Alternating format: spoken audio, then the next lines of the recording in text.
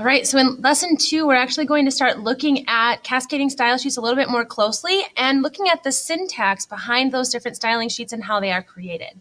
So just to kind of recap your memory in case you don't remember, our inline styling sheets, and these are just kind of the notes from the previous lesson condensed, they are used to define the style of an individual tag. They are the highest precedence tag, and they are highest precedence over all other style sheets. So if you have an embedded and an external, the inline style sheet format is applied. It does not change unrelated defined tiles already given in the other two style sheets. So what that means is if an inline style sheet only has color applied, that the font style applied from an embedded or an external style sheet will still apply to that particular tag.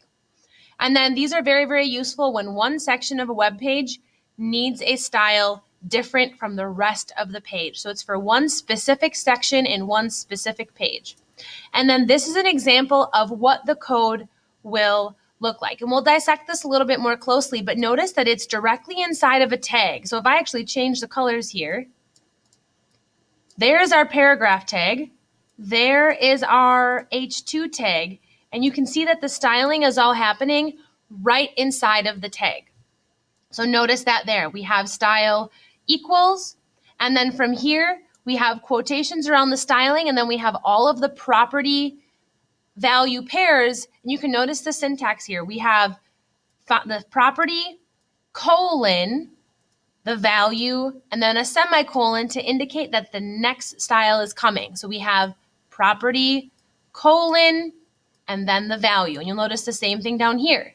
Style equals, and inside of quotations, we have property, colon, value, semicolon to indicate the end of that font styling. Style, the property, colon, the value, and then there's the end. So you can see that right in there. It's pretty easy. You use that style attribute, style equals, and inside of quotations. And inside of there, you have property value pairs. The property and the value are separated by colons, and then all of those pairs of stylings are separated by semicolons.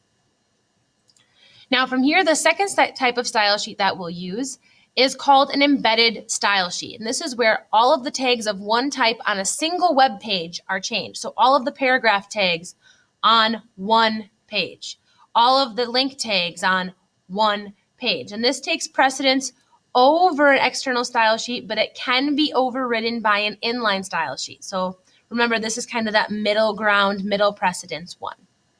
And this is used when one page needs to be different than all of the rest of the pages in one particular site. Now from here, this is the basic syntax, and I'll show you an example on the next page. But remember that this embedded style sheet is found within header tags. So it's found within those head tags where the title goes. This is also where your style sheet goes. So you'll start off with a style tag. So notice we have style opening and closing tag.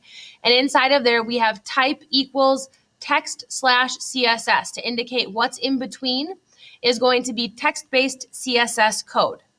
So you'll notice an opening and a closing style tag. And then inside of here, we have comment tags, and we actually put our style statements inside of comment tags just in case that browser does not read CSS.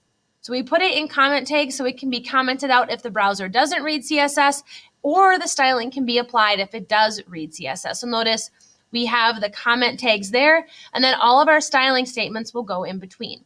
So you'll see this style here. You see style tag open with type equals text-CSS.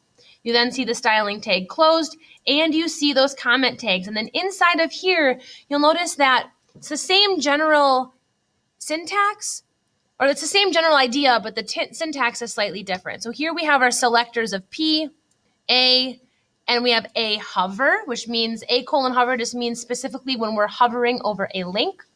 But notice here we have our selectors outside.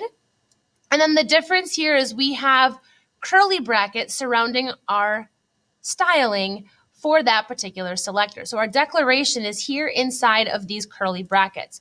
So here we have style property, colon, and style value. So property, colon, value. And then notice down here, property, colon, value, semicolon to indicate the next styling is coming up.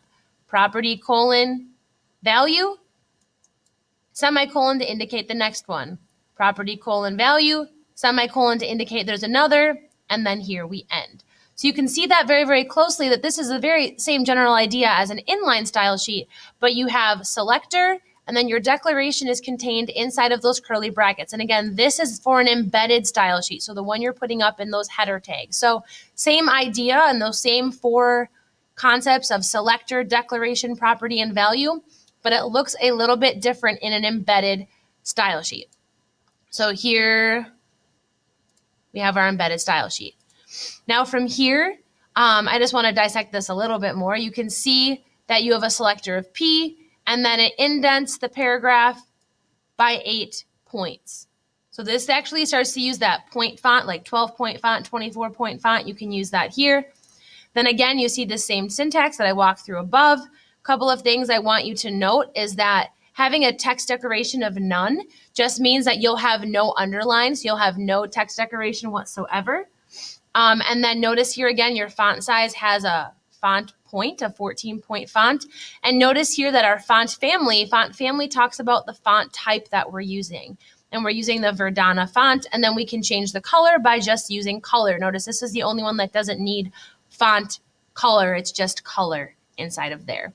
Then here, as I stated, a hover talks about what happens when we hover over a link. So you can make other things have hover as well. And here you can actually change the background of just that link to be a different color if you choose. And then it has a different color for the text as well. So that's like those websites where you hover over a link and it changes the background and the color to really highlight what you're selecting. That's what's happening on those. Now, an external style sheet uses the same general syntax as an embedded style sheet, but this looks a little bit different because it's a completely separate file. So this one will not be between the header tags simply because it's a separate file. And remember that this is used to style multiple web pages for an entire website. So it's to make everything consistent, and it is just to make everything more efficient with the styling. You don't have to change a bunch of tags. You just change one style sheet and it will change the rest of those web pages and those tags within those web pages. And remember that this is the most general of the style sheets, so it can be overridden by an embedded or an inline style sheet. There are two steps to creating the style sheet. One is to actually create it, and two is to actually link it to the desired web pages. So we're going to walk through that in just a second.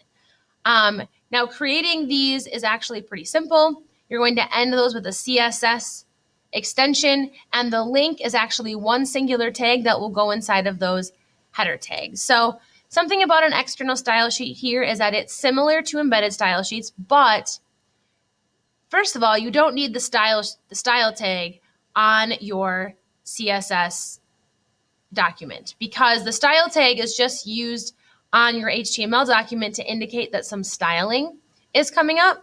And so as a result of this being a separate document, the style tags are not used and there's no head tags in an HTML document. This only contains style statements. What you're going to see on the next slide is what looks like just the styling of an embedded style sheet. And that's really what an external style sheet is. It's just the style statements, and then you link that into a bunch of pages to be used on a variety of pages.